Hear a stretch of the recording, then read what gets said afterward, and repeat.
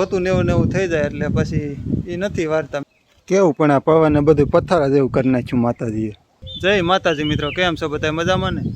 મિત્રો હમણાં કાયડકામાં પાછા પવન આવે ને આ પાંદડા ને એવું જો આ બધે જો આ પાંદડા ને એવું ખેરી વાર્યું બધું.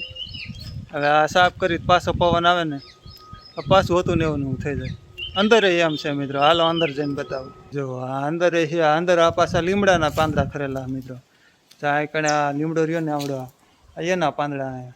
મિત્રો આ છે આ ગોવાણી પરિવારના કાયડકામાં છે, પણ અમારી વાડી અહીં ઉપર જ છે એટલે શેઠે જ બેઠા એટલે થાય એટલી સેવા કરી. પેલા અહીંયા ઓટો જ હતો મિત્રો, તેદુના સેવા કરી થાય એટલી. હવે તો મંદિર થઈ ગયું છે, પેલા નકર ઓટો જ હતો.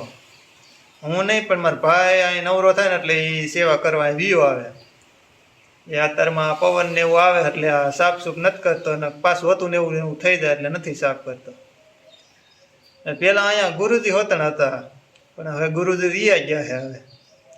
હવે અમારાથી થાય એટલી કરી એટલે જય માતાજી.